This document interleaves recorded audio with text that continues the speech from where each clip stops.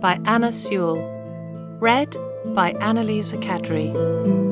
Chapter 11. Plain Speaking. The longer I lived at Birtwick, the more proud and happy I felt at having such a place.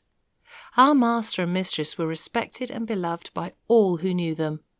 They were good and kind to everybody and everything, not only to men and women, but to horses and donkeys, to dogs and cats, and to cattle and birds. There was no oppressed or ill-used creature that had not a friend in them, and their servants took the same tone. If any of the village children were known to treat any creature cruelly, they soon heard about it from the hall. The squire and Farmer Grey had worked together, as they said, for more than 20 years to get bearing reins on the cart horses done away with, and in our parts you seldom saw them. But sometimes, if mistress met a heavily laden horse with his head strained up, she'd stop the carriage and get out, and reason with the driver in her sweet, serious voice, and try to show him how foolish and cruel it was. I don't think any man could withstand our mistress. I wish all ladies were like her. Our master sometimes used to speak his mind very freely. I remember he was riding me towards home one morning, when he saw a powerful man driving towards us in a light pony chaise, with a beautiful little bay pony with slender legs, and a high-bred, sensitive head and face. Just as he came to the park gates, the little thing turned towards them. The man, without word or warning, wrenched the creature's head round with such force and suddenness that he nearly threw it on its haunches. Recovering itself, it was going on when he began to lash it furiously. The pony lunged forward, but the strong, heavy hand held the pretty creature back with force almost enough to break its jaw, whilst the whip still cut into him. It was a dreadful sight to me, for I knew what fearful pain it gave that delicate little mouth. But master gave me the word, and we were up with him in a second. "Sawyer!"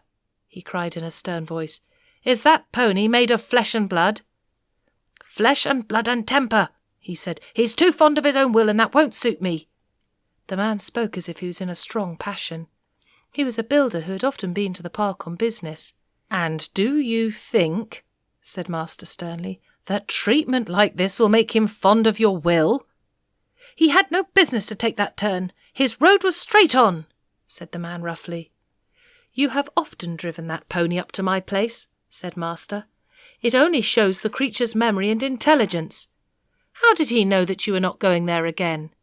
But that has little to do with it. I must say, Mr. Sawyer, that more unmanly, brutal treatment of a little pony it was never my painful lot to witness. And by giving way to such passion, you injure your own character as much, nay, more than you injure your horse. And remember, we shall all have to be judged according to our works, whether they be towards man or towards beast." Master rode me home slowly, and I could tell by his voice how the thing had grieved him. He was just as free in speaking to gentlemen of his own rank as to those below him, for another day, when we were out, we met a Captain Langley, a friend of our master. He was driving a splendid pair of greys in a kind of break. After a little conversation, the captain said, "What do you think of my new team, Mr. Douglas? You know you are the judge of horses in these parts, and I should like your opinion." The master backed me a little so as to get a good view of them. "They are an uncommonly handsome pair," he said, "and if they are as good as they look, I am sure you need not wish for anything better. But I see you yet hold to that pet scheme of yours for worrying your horses and lessening their power." "What do you mean?" said the other. "The bearing reins? I know that's a hobby of yours. Well, the fact is, I like to see my horses hold their heads up." "So do I," said master, "as well as any man. But I don't like to see them held up. That takes all the shine out of it. Now, you are a military man, Langley, and no doubt like to see your regiment look well on parade. Heads up, and all that kind of thing. But you would not take much credit for your drill if all your men had their heads tied to a backboard. It might not do much harm on parade, except to worry and fatigue them, but how would it be in a bayonet charge against the enemy, when they want the free use of every muscle and all their strength thrown forward? I would not give much for their chance of victory, and it is just the same with horses. You fret and worry their temper and decrease their power. You will not let them throw their weight against their work, and so they have to do too much with their joints and muscles, and of course it wears them up faster. You may depend upon it horses were intended to have their heads free as men's are, and if we could act a little more according to common sense, and a good deal less according to fashion, we should find many things work easier. Besides, you know as well as I that if a horse makes a false step, he has much less chance of recovering himself if his head and neck are fastened back. And now, said the master, laughing, I have given my hobby a good trot out. Can't you make up your mind to mount him too, Captain? Your example would go a long way. I believe you are right in theory, said the other, and that's rather a hard hit about the soldiers, but, well, I'll think about it. And so they parted. Chapter 12. A Stormy Day. One day, late in the autumn, my master had a long journey to go on business. I was put into the dog-cart, and John went with his master. I always liked to go in the dog-cart, it was so light, and the high wheels ran along so pleasantly. There had been a great deal of rain, and now the wind was very high and blew the dry leaves across the road in a shower. We went merrily along till we came to the toll-bar and the low wooden bridge. The river-banks were rather high, and the bridge, instead of rising, went across just level, so that in the middle, if the river was full, the water would be nearly up to the woodwork and planks, but as there were good substantial rails on each side, people did not mind it. The man at the gate said the river was rising fast, and he feared it would be a bad night. Many of the meadows were under water, and in one low part of the road the water was half-way up to my knees. The bottom was good, and master drove gently, so it was no matter. When we got to the town, of course I had a good bait, but as the master's business engaged him a long time, we did not start for home till rather late in the afternoon. The wind was then much higher, and I heard the master say to John he had never been out in such a storm, and so I thought, as we went along the skirts of a wood where the great branches were swaying about like twigs, and the rushing sound of the wind through the trees was terrible. I wish we were well out of this wood, said my master. Yes, sir, said John. It would be rather awkward if one of these branches came down upon us. The words were scarcely out of his mouth when there was a groan, a crack, and a splitting sound, and tearing, crashing down amongst the other trees came an oak, torn up by the roots, which fell right across the road just before us. I will never say I was not frightened, for I was. I stopped still, and I believe I trembled. Of course I did not turn round or run away. I was not brought up to do that. John jumped out, and in a moment was at my head. That was a very near touch, said my master. What's to be done now? Well, sir, we can't drive over that tree, nor yet get round it.